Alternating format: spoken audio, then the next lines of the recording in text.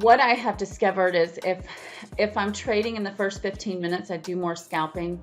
And I never really considered it scalping because I don't consider myself a scalper.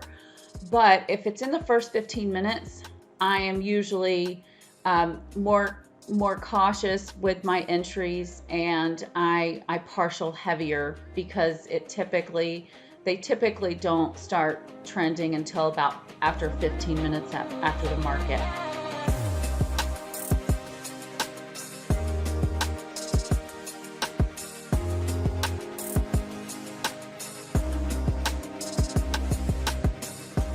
Hi everyone, it's Tiffany with BBT here to do my recap for the day.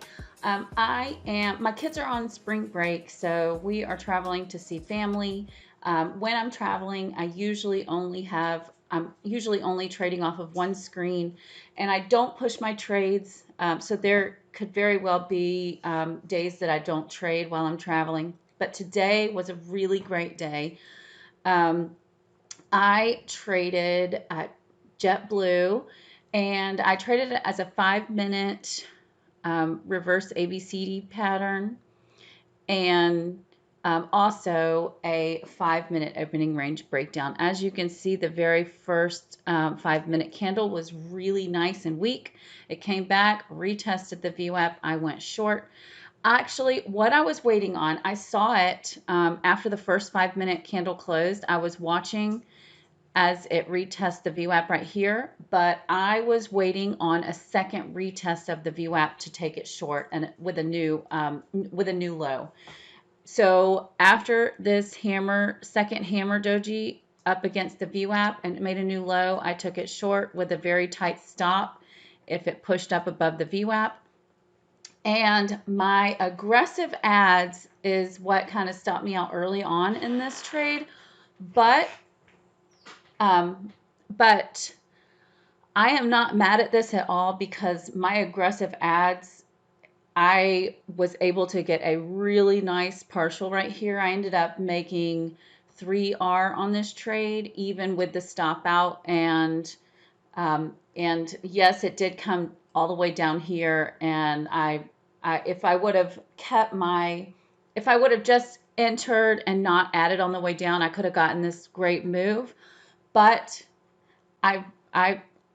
what I've been doing, and Dima helped me figure this out when we were in the chat room on the mic this week.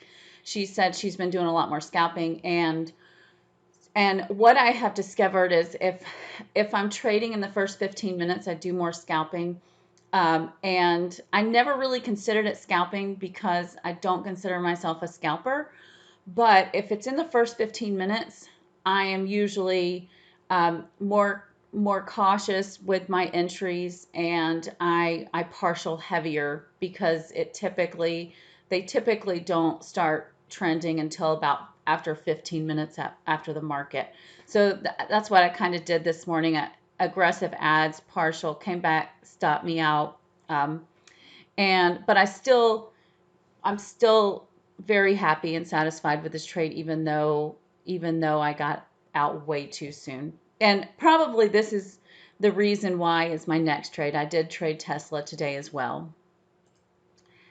Tesla was a really nice 15-minute opening range breakdown. As you can see right here, the first 15-minute candles really nice and weak.